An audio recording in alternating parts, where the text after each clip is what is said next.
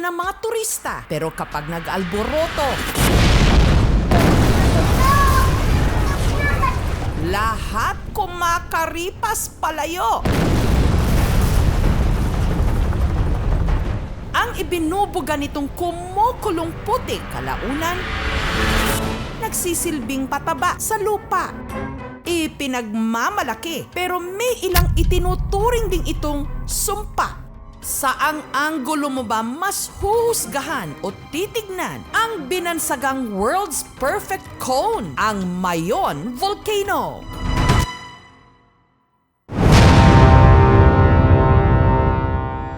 Ang perfect view ng Bulkang Mayon masisilayan sa iba't ibang anggulo mula sa Cagsawa Ruins sa Bayan ng Daraga, Kitunan Hills sa Kamalig, Legazpi Boulevard sa Legazpi City at Corangon Shoal sa Tiwi sa Albay.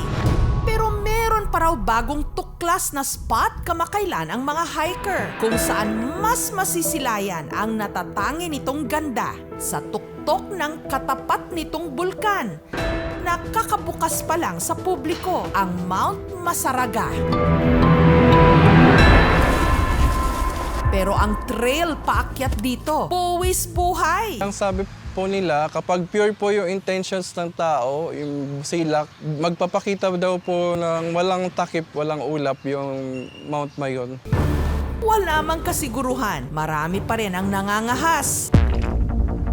Ang first jump, paakyat ng Mount Masaraga, ang campsite. Dito pwedeng mag-set up ng tent, pwede ring magrenta ng kubo sa halagang 700 pesos. Yung magka-camping ay lumayo muna sa toxic na city para mag-unwind habang nakikita mo ang view ng Mount Mayon. Nature, fresh ang hangin. Sobrang nakakawala ng stress.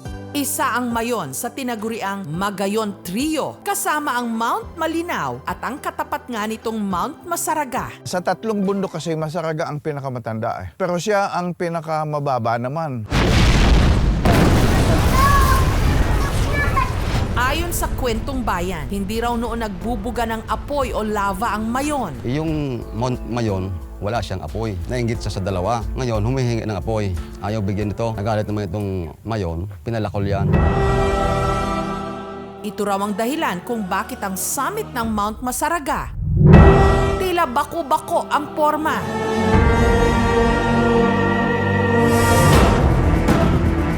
Alas 5 pa lang ng madaling araw, ang hikers sa campsite gising na. Isa sa kanila si Marvin, na sa 7 beses nang umakyat ng Mount Masaraga, 7 beses na ring nabigo. Di pa rin nagpakita sa akin yung view. Sana, hopefully mag-clear. Kasama niya ang magkasintahang Shane at John. Sana wini-wish namin magka-clearing, makita yung Mayon. No permit, no hike. Bawal po ang manigarilyo kasi grassland po ang trail. Pero bago pa man sila umakyat, may tila gustong humadlang. Ang langit.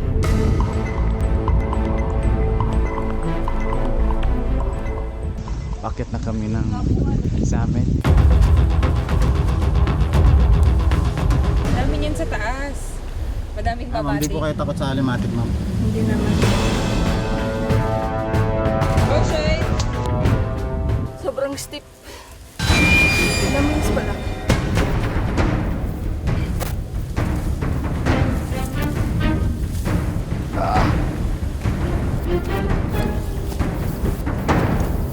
So yung ibang klaseng limatic dito. Kanina yung dark brown. Yan, green. Ito naman yung combination.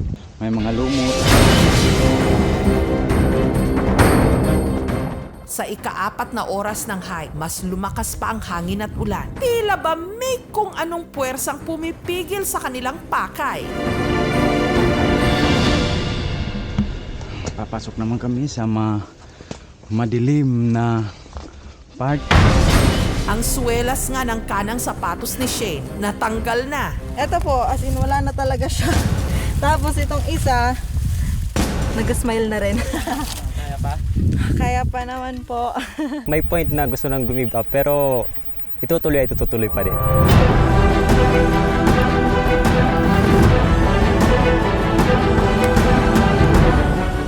Madulas yung bato, madulas.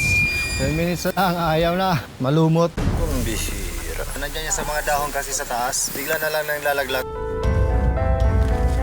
Sa ika-5 oras ng kanilang pag-akyat, si Shane sumuko na. Naga-shaky na din yung tuhod ko kasi nga madulas po, basa. Tapos yung ibang, di na ako nakaka-grip sa mga talahib.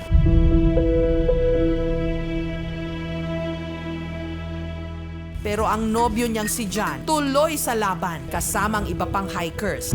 Dito kami sa mga tinik na parte na mga puno ng halaman. Ano, ang tinik-tinik niyan.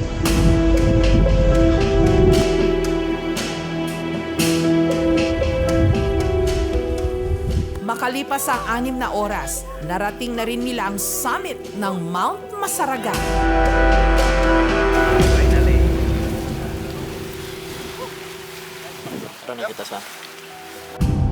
Pero ang bulkang Mayon ng mga oras na yon, natatakpan ng makapal na ulap. Tila ipinagdadamot ang angkin nitong ganda. Wala pa ding view after multiple attempts pero babalikan pa din. White background tayo ngayon. Pero sobrang fulfilling. Si Rocky, nakasama ng kanyang mga kaibigan, inakyat ang summit ng Masaraga para makita ang usap-usapang ganda ng Mayon sa punto de vista ng isa pang bulkan. Pinilit po talaga namin na bitbitin kahit gaano kabigat. Ang kanilang naging jump-off point o was sa Albay, kung saan ang pag-akyat sa summit umaabot ng 1 araw. Dito, kinailangan nilang suungin ang makapal na kagubatan.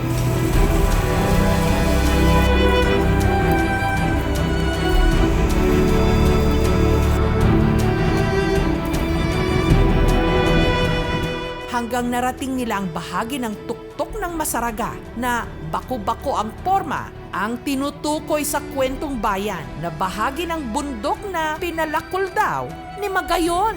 Maganda yung view. Oo nga, no? Dito na sila nagpalipad ng drone.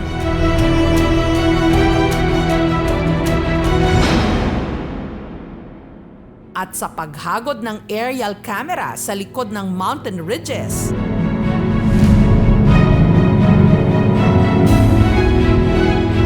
biglang sumilip ang klaro at buong-buong imahe ng bulkang Mayon, tila nagagalak sa kanilang pagdating.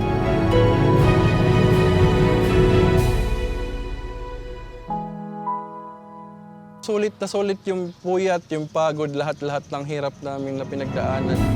Okay, nandito na kami sa Mount Masaraga Summit. Finally, after 6 attempts, naka-clearing din kami. Okay, nainggit na ba kayo guys? Makalupit ni Mount Mayon. May isa pang paraan para masilayan din ang ganda ng bulkang Mayon mula sa ere sa pamagitan ng paragliding.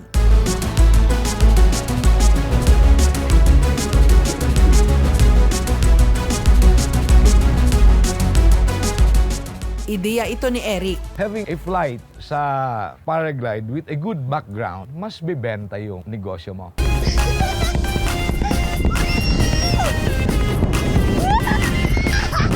₱3,500 ang kanilang singil sa mga maglalakas loob sa adventure na ito.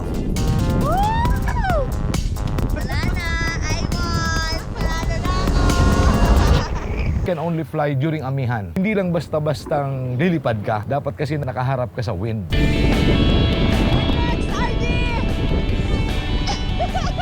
Pero ang paragliding activity nahinto nung nagka-pandemya. I just told them na pag okay na uli, ipopost na lang namin. Paanong ang ganito kaganda?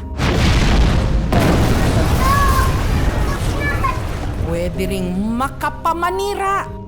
Ang nagbibigay ng kabuhayan, pwede ring mang-agaw ng buhay. Tunay ngang ang pinakamagagandang mga nilikha, siya ring pinakamahirap matansya.